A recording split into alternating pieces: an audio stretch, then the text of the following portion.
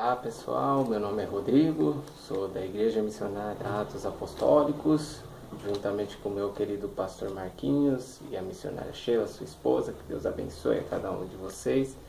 E o que me motiva a estar fazendo esse vídeo é para tratar de um assunto sobre irmãos que nós temos recebido na nossa congregação, né?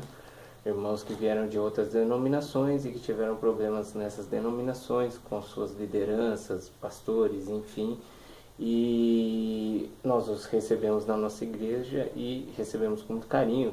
Tomamos todos os cuidados necessários acerca de entrevistá-los para saber exatamente o porquê que eles se desligaram de seus ministérios, saber exatamente qual a história de cada um deles, para que nós pudéssemos estar cuidando deles da forma adequada, né? E através dos relatos que nos foram passados, a gente acabou tomando conhecimento de muitas coisas que me deixaram um pouco preocupado como cristão e que eu vou tratar aqui, que é acerca de como proceder com o irmão quando o irmão comete alguma coisa, ou diverge, ou brigas, enfim, quando acontece esse tipo de situação dentro da igreja, né?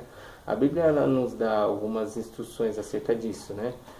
A maioria das pessoas que se desligaram desses ministérios e acabaram nos achegando, acabaram se desligando por questões de não concordar às vezes com alguma coisa ou outra atividade, ou com alguma palavra mal dirigida, seja por um líder, seja por um pastor, e acabaram não se conseguindo se entender, né?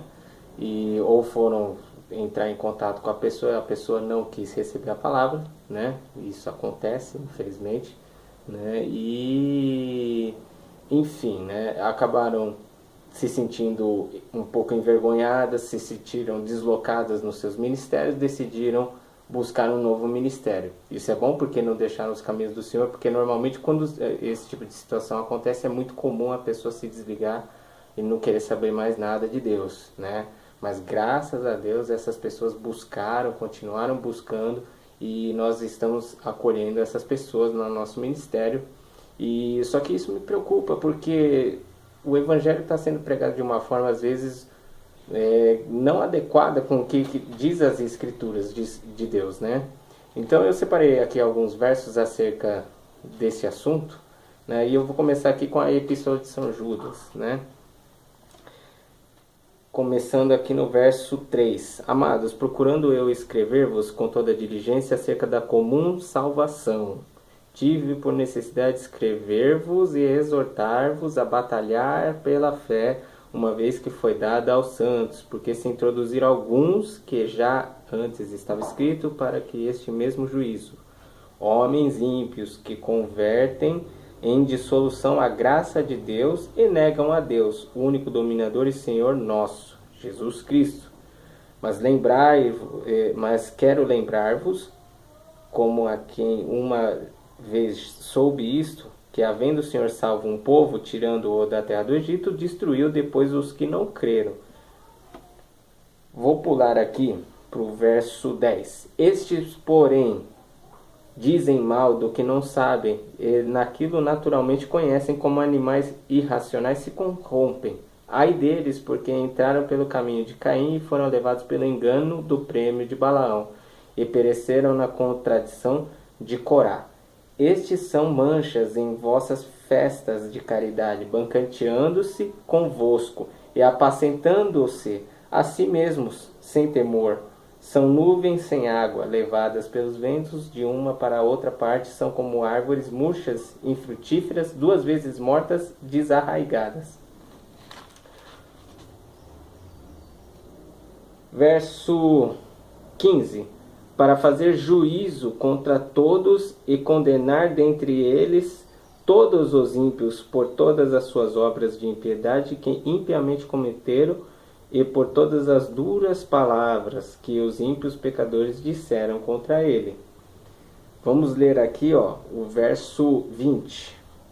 Mas vós, amados, edificando-vos a vós mesmos sobre a vossa santíssima fé, orando no Espírito Santo, conservai a vós mesmos na caridade de Deus, esperando a misericórdia de nosso Senhor Jesus Cristo para a vida eterna.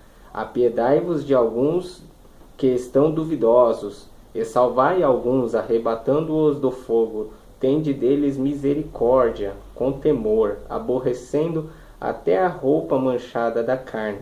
Ora, aquele que é poderoso para vos guardar de tropeçar e apresentar-vos irrepreensíveis com alegria perante a sua glória.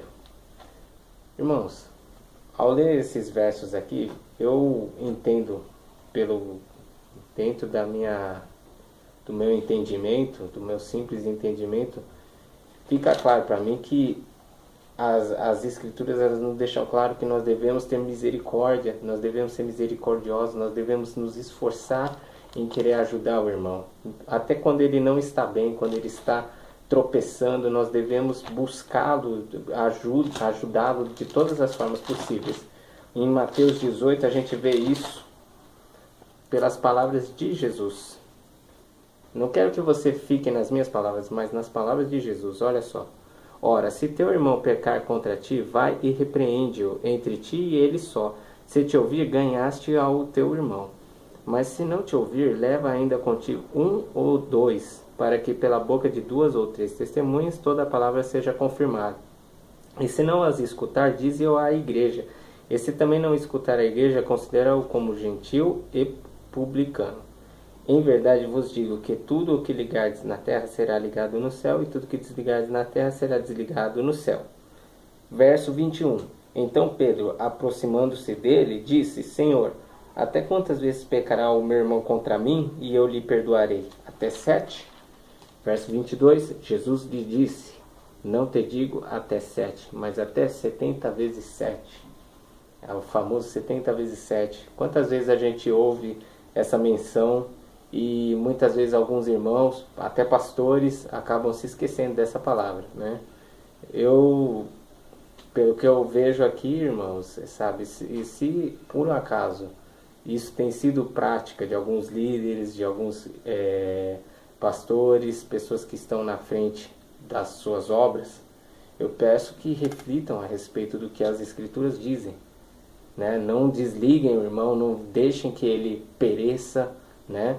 Até porque também vale aquela questão da palavra que está escrita em Jeremias 23. Eu nunca vi nenhum pastor pregar sobre Jeremias 23, porque as palavras são duras. É uma palavra que é dirigida aos pastores, às pessoas que dirigem a obra.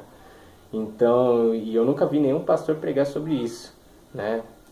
E às vezes os pastores têm aquela falsa ideia de que Deus é com ele, independente, que tudo que ele faz é certo. Cuidado, nós somos sujeitos homens, somos sujeitos falhos, somos dependentes da graça de Deus e nós podemos cometer erros sim, independente de nós sermos líderes, independente da oposição ou cargo que você esteja na frente da sua obra, nós estamos sujeitos a errar sim, né? E isso, a nossa busca deve ser constante. E Deus nos dá por mandamento que nós devemos amar ao próximo como a ti mesmo e devemos perseverar na fé. E suportai-vos uns aos outros. Esse é mandamento. Deus não está pedindo, Ele não fez o pedido, olha, você tem que amar o teu próximo se você quiser. Não é assim. Foi dado e instituído por mandamento, então devemos o quê? Obediência. E isso não é só para o membro ou para o pastor. Todos devemos ter obediência e devemos ser perseverantes na fé, no amor e na misericórdia. Que Deus abençoe cada um de vocês. Até mais.